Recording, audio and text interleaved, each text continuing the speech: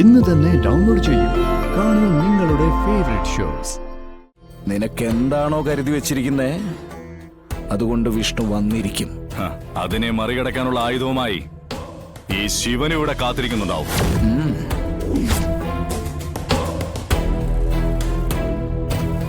കാണാം.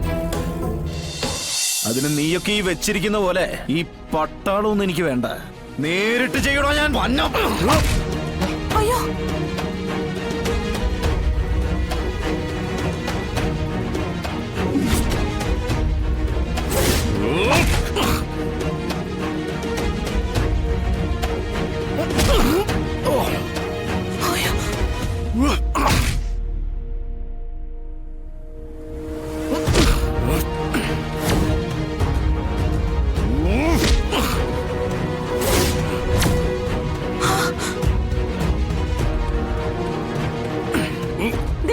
നിങ്ങളിത് എന്ത് കണ്ടു നിൽക്കുക?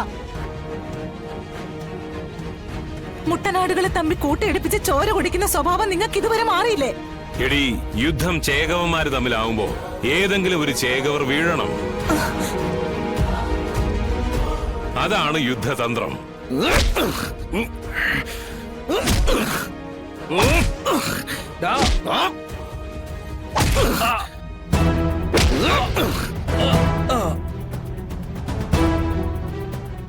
വീഴുന്നത് സ്വന്തം മകനാണെങ്കിലോ?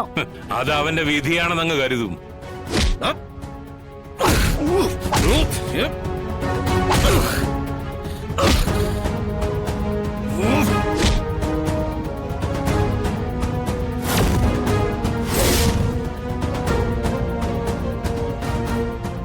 എന്നാലേ എനിക്കങ്ങനെ കരുതാൻ പറ്റില്ല.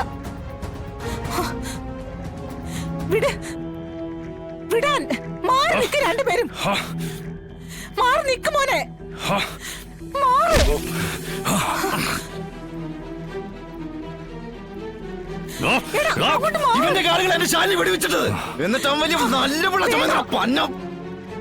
കൊല്ലാനായിട്ടാണ് അവന്റെ ഉദ്ദേശമെങ്കിൽ പിന്നെ എന്തിനാ അവൻ 100 രക്ഷിക്കാനായിട്ട് അവളെ എടുത്തോണ്ട് പോയത്? ട്രാഫിക് ബ്ലോക്കിൽ പെട്ട് എത്ര രോഗികൾ മരിക്കുന്നു. ഇവൻ ഒന്ന് മനസ്സ് വെച്ചിരുന്നെങ്കിൽ നിന്റെ കളക്ടർ എപ്പോഴേ മരിച്ചാനായിരുന്നു. ഇനി കൊല്ലണമെന്ന് തന്നെയാണ് ഉദ്ദേശമെങ്കിൽ ദേ ഇവൻ ആ കാറ് വെച്ച് എപ്പോഴും അത് ചെയ്യായിരുന്നു. അങ്ങനെയൊന്നും സംഭവിച്ചില്ലല്ലോ. അപ്പോഴും നിനക്ക് ചിന്തിക്കാൻ പാടില്ലേ കൊല്ലാനല്ല ആ പോക്ക് രക്ഷിക്കാൻ വേണ്ടിട്ടായിരുന്നു. നിനക്കും ഇല്ലേ മോനെ അമ്മയും പെങ്ങന്മാരും? എന്റെ വയറ്റിൽ കുരുത്തവനവൻ നെറികേട് കാണിക്കില്ല. അതിന് തെളിവ് ഞാൻ തന്നെയാ. അവനെ പ്രസവിച്ച അവന്റെ ഈ അമ്മ. ഇനി എന്നെങ്കിലും എന്റെ മോൻ ഇക്കാര്യത്തിൽ പങ്കുണ്ടെന്ന് തെളിഞ്ഞാൽ ദേ നിന്റെ മുന്നിൽ വെച്ച് ഈ അമ്മ ജീവൻ ഒടുക്കും. അത് നിങ്ങളെ കൊടുക്കാനോ കേസ് നിങ്ങളുടെ നേരെ തിരിക്കാനോ അല്ല. എന്റെ വയറ്റിൽ ഇവൻ പിറന്നു പോയതിന്റെ പശ്ചാത്താപം,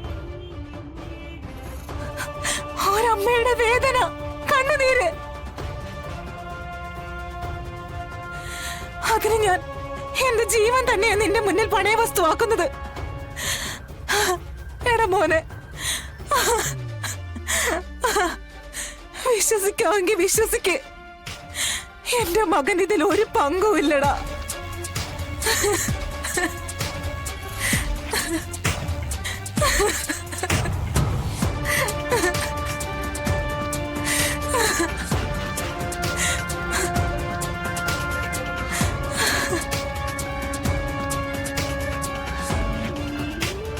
ഞാനിപ്പോ ഈ അമ്മയുടെ വാക്കുകൾ വിശ്വസിച്ചു പോവാ.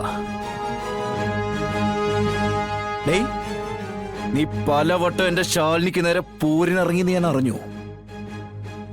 അതെല്ലാം ദേ ഈ അമ്മയുടെ കണ്ണീരിന് മുമ്പിൽ തൽക്കാലം എല്ലാം മറക്കുക.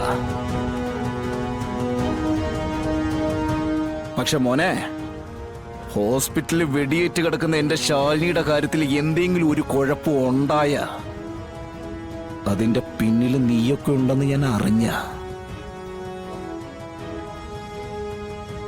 എന്റെ വിശ്വരൂപം നീ കാണും. അത് ഒരുപക്ഷെ നിങ്ങൾക്കൊന്നും താങ്ങാൻ പറ്റിയെന്ന് വരില്ല. കേട്ടല്ലോ? എടാ, കാടിളക്കി വന്ന ഒറ്റക്കൊമ്പനെ അടക്കി നിർത്താൻ എനിക്ക് വേണ്ടി വന്നത് ഒരു വാരിക്കുഴിയാ.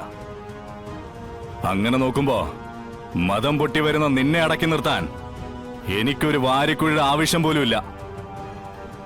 തെക്കേപ്പുറത്തൊരു കുഴി, അത് തീർക്കും നിന്റെ ആ വിശ്വരൂപം.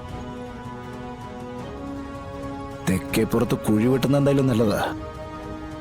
പക്ഷെ അതിൽ കിടക്കേണ്ടത് തന്തയോ മോനോ എന്ന് തീരുമാനിക്കേണ്ട അവകാശം ഞാൻ നിങ്ങൾക്ക് വിട്ടുതരാ.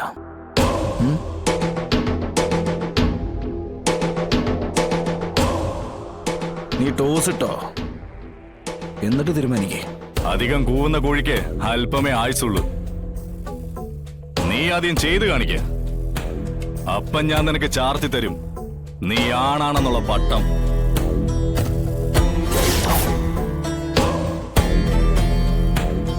നിന്റെ വെല്ലുവിളി സ്വീകരിച്ചോണ്ടാ ഈ വിഷ്ണു പോകുന്നേ. ഒരുങ്ങിയിരുന്നോ നീ? നിനക്കെന്താണോ കരുതി വെച്ചിരിക്കുന്നേ അതുകൊണ്ട് വിഷ്ണു വന്നിരിക്കും. അതിനെ മറികടക്കാനുള്ള ആയുധവുമായി ഈ ശിവൻ ഇവിടെ കാത്തിരിക്കുന്നുണ്ടാവും.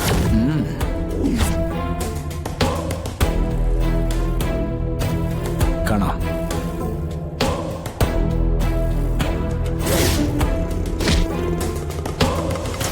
കാണാടാ.